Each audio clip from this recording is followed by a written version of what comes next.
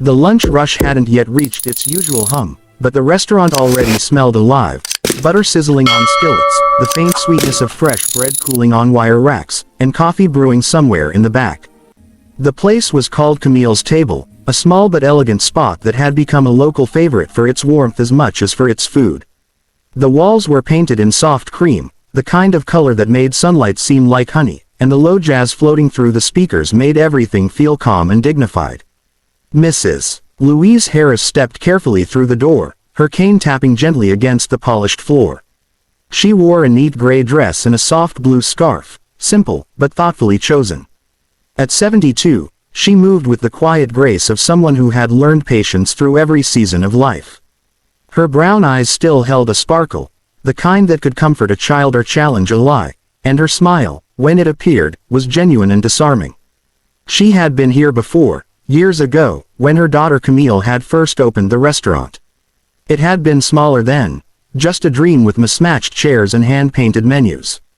Louise had been there the night before opening, helping polish silverware and encouraging her daughter when doubt crept in. "They'll come," she'd said, her hand resting on Camille's shoulder. People can feel when a place is made with love.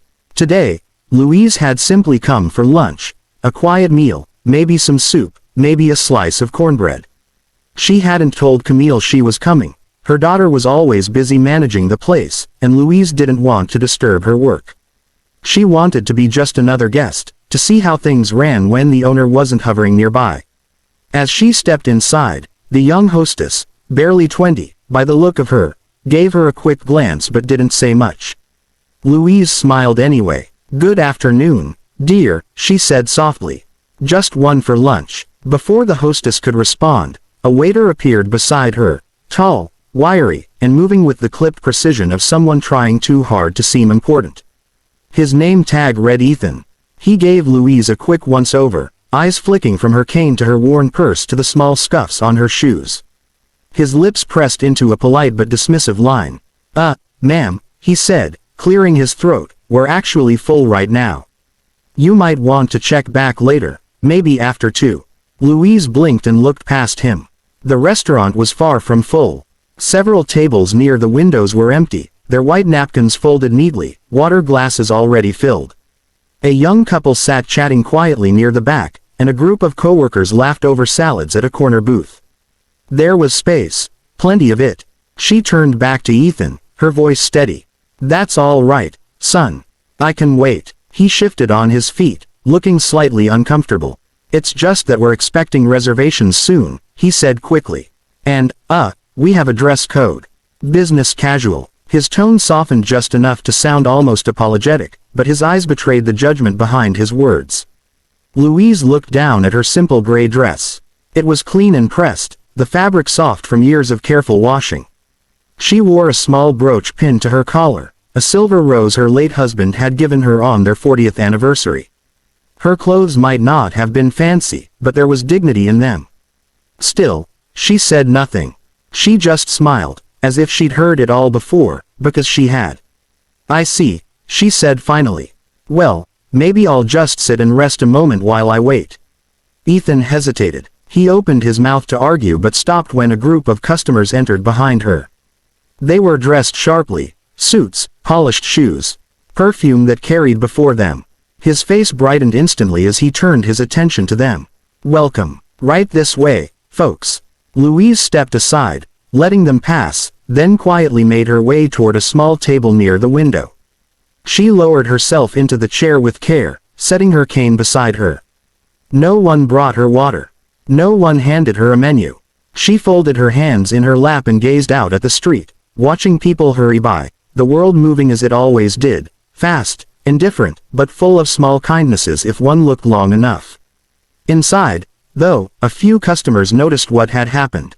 A middle-aged woman at the next table frowned but said nothing. The hostess hesitated behind her podium, glancing from Louise to the waiter, unsure whether to intervene. Ethan, meanwhile, laughed with the new guests, his tone bright and practiced, as if he hadn't just turned someone away. Louise wasn't angry, not yet. Her heart felt heavy more than anything else. She'd lived through enough of the world's ugliness to recognize this particular flavor of disregard. But she also knew something Ethan didn't, that the very space he worked in, the air he took for granted, the paycheck he'd cash on Friday, all of it existed because her daughter had dreamed it into being. And so she waited, quietly, in the corner booth of her daughter's restaurant, not for a meal, but for the truth to find its way to the surface, as it always did. "I can wait," Louise said softly, her voice calm, carrying the weight of years that had taught her patience. But the waiter, Ethan, as his name tag declared, didn't look relieved. Instead, his shoulders tensed, and a faint crease formed between his brows. He wasn't expecting her to insist. "Ma'am," he replied, lowering his voice, "we have a dress code and certain standards. It's best if you—" He didn't finish the sentence, but Louise knew what he meant. She'd heard those unfinished sentences all her life. They started soft, polite, with words like standards and policy, but they always ended in the same place, exclusion dressed up as professionalism. She smiled gently, the corners of her mouth trembling just slightly. "I understand," she said, though her eyes didn't waver from his. A few heads had turned now. A middle-aged man in a blue blazer paused mid-bite, watching the exchange from across the room. Two young women at a corner table glanced at each other, whispering quietly. The jazz playing overhead didn't seem as soothing anymore, its soft trumpet notes now only underscored the tension in the air. Ethan shifted again. He seemed uncomfortable under the growing attention, but pride held him in place. "It's just restaurant policy, ma'am," he said finally, a little too loudly. "We ask that our guests adhere to a certain presentation." Louise could have argued. She could have told him that she was the mother of the woman whose name was carved into the sign outside. That she had helped wash dishes here when the first dishwasher broke. That she'd handed out flyers in the cold to drum up early business. That she had prayed, night after night, for her daughter's dream to take root and flourish. But she said none of it. Instead, she looked at the empty table near her and then back at him. "Well," she said with quiet grace, "presentation can be a matter of perspective, don't you think?" He didn't answer. His eyes darted away, cheeks flushed. She could tell he wasn't cruel, just ignorant, just young. Maybe he'd grown up believing that respect had to be earned by appearance, not given freely to all. Still, it hurt, not because she needed his approval, but because she'd hoped, by now, the world had learned better. She lowered herself back into the chair by the window, ignoring his lingering stare. Her cane rested beside her, the silver handle catching a bit of sunlight. A few minutes passed. The sounds of the restaurant carried on. Laughter, clinking glasses, the rhythmic hiss of espresso machines. Yet a subtle unease hung in the air, like the faint hum before a storm. Louise's thoughts wandered. She remembered her daughter's first big speech when Camille had opened Camille's table. "This place will be about dignity," she had said proudly to the small crowd of family and friends. "Every guest will feel seen and valued, whether they're in designer suits or old coats." Louise had cried that night, not just out of pride, but relief. She thought perhaps her daughter had built a place where old wounds like this one would never reopen. Now, sitting there with no menu and no greeting, Louise wondered if dreams, no matter how noble, could truly protect people from prejudice that hid behind polite smiles. A young busboy approached, his eyes flicking nervously toward the waiter before looking at her. He hesitated, then whispered, "Would you like some water, ma'am?" His voice was timid but kind. Louise smiled warmly, the sort of smile that forgave much. "Thank you, dear. Yes, that would be nice." He hurried off, returning moments later with a glass that trembled slightly in his hands. "I'm sorry," he murmured, setting it down. "He's strict. I imagine he thinks he's doing his job," Louise replied gently. "It's just that some jobs require more heart than rules." The boy blinked at her words, unsure how to respond, but he smiled before retreating back to the kitchen. For a moment, Louise simply sat there, tracing her finger around the rim of the glass. The water caught the light, tiny ripples dancing across its surface. It reminded her of her own reflection, still strong, still unbroken, even after years of waves trying to distort her image. She could feel eyes on her still, curious, uncomfortable, maybe even guilty. But she didn't meet them. She didn't want to shame anyone. That wasn't her way. She'd always believed that kindness, even quiet and steadfast, could teach louder lessons than anger ever could. As she waited, she began to hum softly, a tune her mother used to sing while cooking on Sunday afternoons. A song of endurance and grace, of believing that what's right will always rise to the surface, no matter how long it takes. She didn't know how long she sat there, maybe 10 minutes, maybe 20, but she stayed still, dignified, like an old oak that had weathered too many storms to fear another. And though the waiter pretended not to see her anymore, others did. A woman across the room gave her a small nod, a silent acknowledgement, an apology without words. Louise returned the nod, her heart both heavy and steady. She didn't need to speak to make her point. The lesson would come soon enough, not from her lips, but from the truth that was already on its way through that restaurant door. The restaurant door swung open just as Louise lifted her glass for another slow sip of water.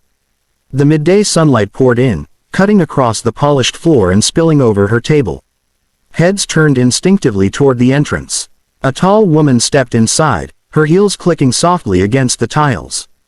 Her charcoal gray suit looked freshly pressed, her hair perfectly coiled into a bun that spoke of precision, but her eyes, sharp and searching, softened when they landed on the elderly woman by the window. "Mom." Camille's voice broke the quiet murmur of the room. A few guests glanced between them, curiosity flickering. Louise set her glass down, that familiar smile touching her lips. "Hello, sweetheart," she said, her tone calm, almost amused by the sudden ripple of attention moving through the restaurant. Ethan froze mid-step, holding a tray of drinks. His eyes darted from Louise to Camille, recognition dawning in stages. His color drained, then rushed back too fast. "Wait, Mom," he mouthed silently, though no one was looking at him anymore. Camille was already moving, her strides firm, her confidence palpable. She bent to hug her mother, the gesture intimate and full of warmth, though the tension in her jaw betrayed she'd already noticed something wasn't right. "You didn't tell me you were coming," Camille said softly, adjusting the scarf on Louise's shoulders. "You should have called. I wanted to surprise you," Louise replied. "Didn't think it'd surprise quite so many people." Her eyes glinted with humor, but Camille's expression darkened slightly as she followed her mother's gaze toward the young waiter now pretending to polish an already spotless table. "Is there a problem?" Camille asked, her voice even but cool, the kind of tone that didn't need volume to command silence. The restaurant's buzz dimmed as her employees sensed a shift in the air. Ethan turned, fumbling for words. No, Ms. Harris, I mean, there was just," he swallowed. "I didn't realize." Camille tilted her head, waiting. She didn't need to speak, her eyes said enough. The waiter's hands shook slightly as he set the tray down on the nearest counter. "I told her we were full," he blurted finally. "And about the dress code." Camille's brow arched. "Full," she repeated. "Funny. I see 3 open tables right now." Her tone wasn't harsh, but it sliced through the air cleanly. "And the dress code?" Ethan looked down, his voice shrinking. I thought maybe." He couldn't finish. There was no way to explain what he'd thought without saying what it really was. Louise reached for her daughter's hand gently. "It's all right, Camille," she said. It was a misunderstanding. But Camille's jaw clenched, and the softness in her eyes hardened into something else, not anger, exactly, but disappointment. "No, Mom, it wasn't." She turned back to the waiter. "In this restaurant, no one is turned away because of how they look, how they dress, or who they are. You don't get to decide who belongs here." The room was silent. Even the kitchen sounds, the clatter of pans, the hiss of oil, seemed to pause. Ethan's shoulders slumped. "I'm sorry," he whispered, his voice cracking. "I didn't mean to." Camille took a slow breath, trying to steady her own. "Apologies are a start," she said. "But the real work begins when you learn why you're sorry." She gestured toward her mother. "You see this woman? She's the reason any of us are standing here. She's the reason this place even exists." Ethan blinked, his lips parting slightly. "What do you mean?" Camille smiled faintly, a tired, proud kind of smile. "She's my mother. She taught me what hospitality means. She taught me to serve with respect, not judgment. And she believed in this dream long before it was a restaurant. You refused service to the very heart of this place." A hush fell so thick it almost rang in the ears. A few customers exchanged glances, some looking down at their plates, embarrassed by their earlier silence. The hostess behind the podium swallowed hard, guilt in her eyes. Louise, still composed, patted her daughter's hand. "Let him learn, Camille. We all make mistakes, even ones that sting." Camille looked at her mother, truly looked, and her expression softened. "You're too kind," she said quietly. "Always have been." Louise chuckled. "Someone has to be. Besides, what's the use of owning a fine restaurant if we can't teach a little grace along with the menu?" The tension eased just slightly. Camille nodded to Ethan. "You'll stay after your shift," she said. "We're going to talk. Not about punishment, but about perspective." Then, turning to her mother, "Now, let's get you that meal." A table was cleared immediately near the window, set with fresh linen, polished silverware, and a small vase of tulips.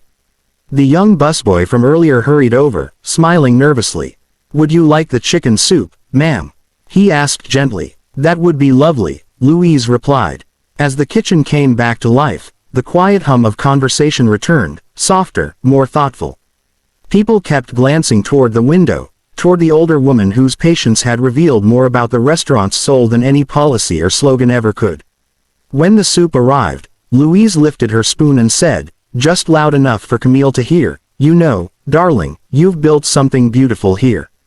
But beauty doesn't just live in the food or the decor. It's in the way people are treated when no one's watching." Camille exhaled, her eyes glistening. "I know, Mom," she whispered. "And today, I think everyone else knows it too." Outside, the afternoon light softened, spilling through the windows like forgiveness. Inside, Camille's table felt warmer than it ever had. Not just a restaurant, but a lesson, a reminder that respect, once denied, can be restored by love that never forgets its purpose.